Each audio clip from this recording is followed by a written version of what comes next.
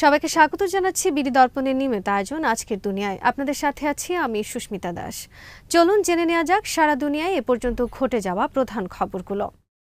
ফিলিস্তিনের অধিকৃত পশ্চিম তীরের জেনিন সহ কয়েকটি স্থানে দখলদার সেনাদের সাথে লড়াই হয়েছে প্রতিরোধ যোদ্ধাদের।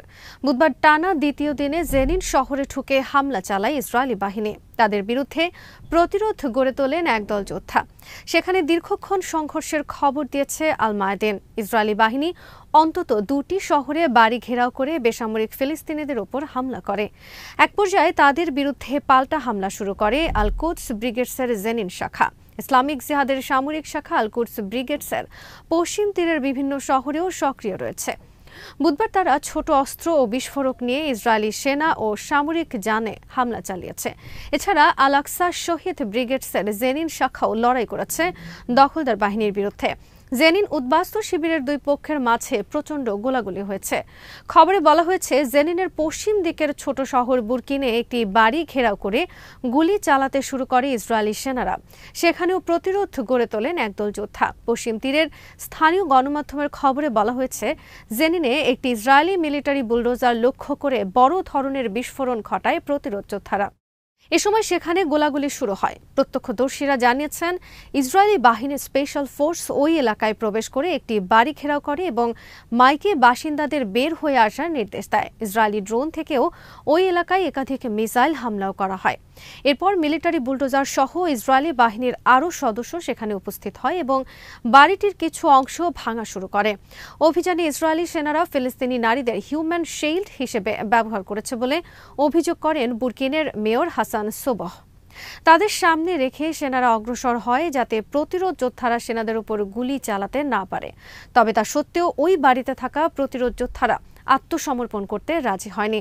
তারা লড়াই অব্যাহত রাখে। এদিন আরও কয়েকটি এলাকায় নৃশংসতা চালিয়েছে ইসরায়েলি বাহিনী। নাবলুস শহরের কাছে কাফর কিলা, রামাল্লার কাছে মাজরা ও উত্তর দিকের তুরমুজ আয়া শহরে হামলা চালিয়েছে তারা। এছাড়া পশ্চিম তীরের দক্ষিণাঞ্চলে একদল অবৈধ ইহুদি বসতি স্থাপনকারী ফিলিস্তিনিদের ওপর হামলা চালিয়েছে। এতে 5 ফিলিস্তিনি আহত হয়েছে। গাজা উপত্যকায় 1.5 বছরের যুদ্ধের বড় ধরনের ক্ষতির কথা স্বীকার করেছেন ইসরায়েলি প্রতিরক্ষা বাহিনীর একজন মুখপাত্র। তিনি বলেছেন, গাজার যুদ্ধে ইসরায়েলি বাহিনীর শুধুমাত্র গিভাতি ব্রিগেডে কমান্ডার ও সেনা মিলে নিহত হয়েছে 86 জন। লেবানন ভিত্তিক আল মায়াদিনের খবরে বলা হয়েছে, এই স্বীকারোক্তি এসেছে গাজার যুদ্ধবিরতি কার্যকর হওয়ার পর। রোববার সকাল থেকে যুদ্ধবিরতি কার্যকর হলে গাজা থেকে ইসরায়েলি বাহিনীর গিভাতি ব্রিগেডের অনেক সেনাকে প্রত্যাহার করা হয়েছে। এই ব্রিগেড উত্তর গাজায় যুদ্ধ করেছে। উত্তর গাজায় প্রতিরোধ যোদ্ধাদের অবস্থান ছিল সবচেয়ে শক্ত, যে কারণে এখানে ইসরায়েলকে সবচেয়ে বেশি শক্তি নিয়োগ করতে হয়েছে এবং উত্তর গাজায় তাদের ক্ষয়ক্ষতিও সবচেয়ে বেশি হয়েছে। ইসরায়েলি প্রতিরক্ষা সূত্রের তথ্য মতে, গাজার যুদ্ধে 841 ইসরায়েলি সেনা অফিসার ও সোলজারের মৃত্যু হয়েছে। তবে এর মধ্যে 405 জন মারা গেছে 7 অক্টোবর হামাসের অভিযানে। যদিও ইসরায়েলি বাহিনী যা স্বীকারোক্তি দেয়, প্রকৃত নিহতের সংখ্যা তার চেয়ে অনেক বেশি বলে মনে করা হয়। ইসরায়েলি মিলিটারি সেন্সরশিপ হিসেবে পরিচিত সামরিক বাহিনীর এই তথ্য গোপন। নিরাপত্তার দোহাই দিয়ে দেশটির সামরিক বাহিনী সঠিক সংখ্যা প্রকাশ করে না। গণমাধ্যমের ওপরও এসব বিধিনিষেধ চাপিয়ে দেওয়া হয়। কাজেই গাজার যুদ্ধে আরও বহু সংখ্যক সেনা নিহত হয়েছে বলে মনে করা হয়। কারণ হামাস সহ উপত্যকার প্রতিরোধ সংগঠনগুলো যেভাবে প্রতিদিন হামলার ছবি ও ভিডিও প্রকাশ করেছে, তাতে ইসরায়েলি হতাহতের সংখ্যা আরও বেশি বলে মনে করা হচ্ছে। গত নভেম্বরে প্রকাশিত এক ডেটায় বলা হয়েছে, গাজার যুদ্ধে প্রাণ গেছে 192 ইসরায়েলি সেনা অফিসারের, যাদের মধ্যে প্রতি 4 জনে একজন ছিলেন কমান্ডার। হতাহতদের মধ্যে 67 জন প্লাটুন কমান্ডার, 63 জন কোম্পানি কমান্ডার, 20 জন ডেপুটি কোম্পানি কমান্ডার, 7 জন ডেপুটি ব্যাটালিয়ন কমান্ডার, 5 জন ব্যাটালিয়ন কমান্ডার এবং 4 জন ব্রিগেড কমান্ডার। ইয়েমেনের হুথিদের বিদেশি সন্ত্রাসী সংগঠন হিসেবে চিহ্নিত করে একটি নির্বাহী আদেশে সই করেছেন যুক্তরাষ্ট্রের প্রেসিডেন্ট ডোনাল্ড ট্রাম্প। বুধবার এই আদেশে সই করেন তিনি। হুথিরা মূলত ইরান সমর্থিত সশস্ত্র গোষ্ঠী। 2014 সালে তারা ইয়েমেনের সরকারকে হটিয়ে রাজধানী দখল করে। ইয়েমেনের উত্তর পশ্চিমাঞ্চল হুথিদের দখলে রয়েছে।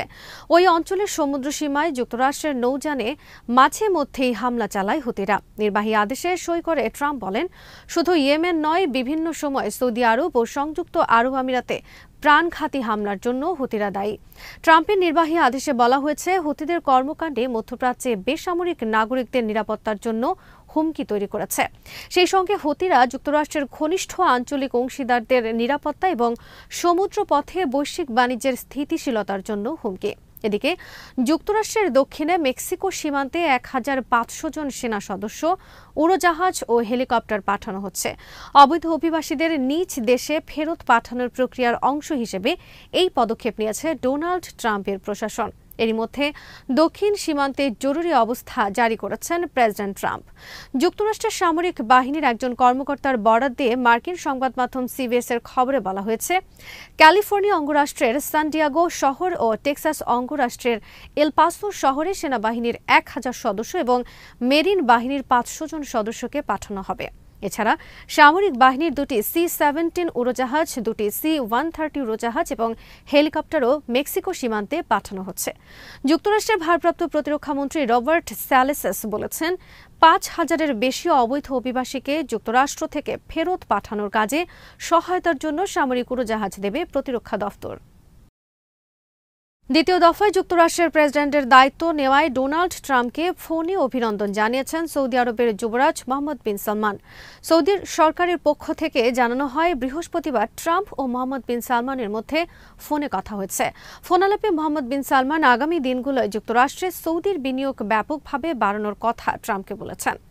এছাড়া বাণিজ্য বাড়ানোর কথাও বলেছেন তিনি। সৌদি আরবের পররাষ্ট্র মন্ত্রণালয়ের বিবৃতিতে বলা হয়েছে, দ্বিতীয় দফায় প্রেসিডেন্ট নির্বাচিত হওয়ায় ট্রাম্পকে সৌদি বাদশাহ সালমানের পক্ষ থেকেও অভিনন্দন বার্তা দিয়েছেন যুবরাজ মোহাম্মদ বিন সালমান।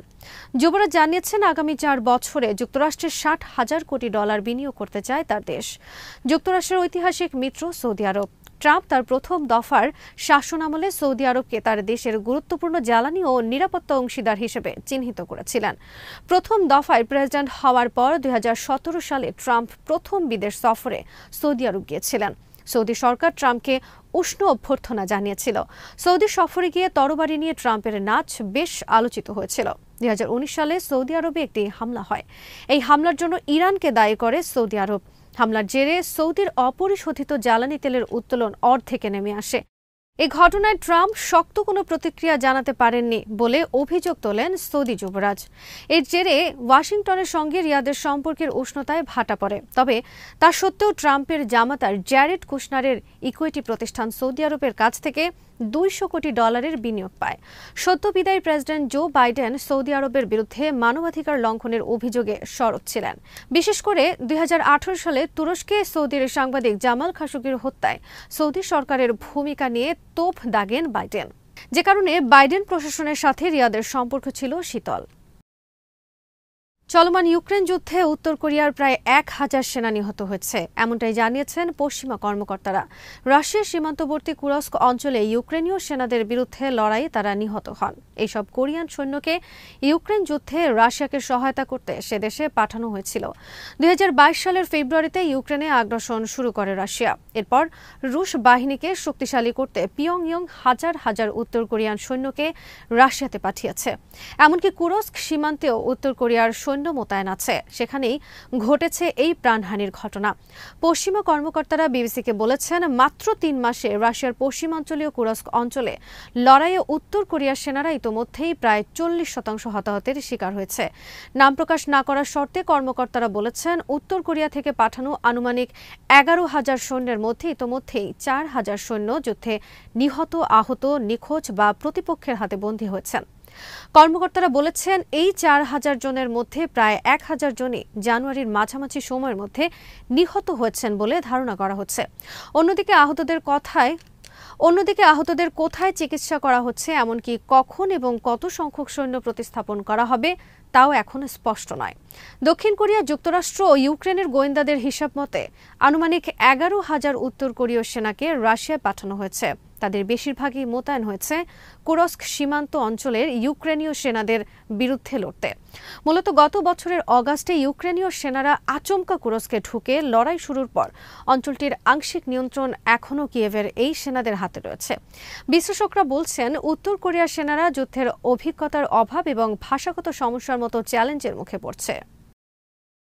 নতুন করে আগুন ছড়িয়ে পড়েছে লস অ্যাঞ্জেলেসের উত্তরের বিস্তীর্ণ এলাকায়। আর এরই জেরে ৩১,০০০ মানুষকে তাদের ঘরবাড়ি ছেড়ে নিরাপদ স্থানে চলে যেতে নির্দেশ দিয়েছে কর্তৃপক্ষ। এএফপির খবরে বলা হয়েছে, স্থানীয় সময় বুধবার রাতে লস অ্যাঞ্জেলেসের কাছেই নতুন করে ছড়িয়ে পড়ে দাবানল। পালিসেডেস ও ইয়াটনের পর এবার জ্বলছে শহরের উত্তরের কাস্টাইক লেক সংলগ্ন এলাকা। ইতোমধ্যেই ৩১,০০০ মানুষকে ঘর ছাড়ার নির্দেশ দিয়েছে প্রশাসন।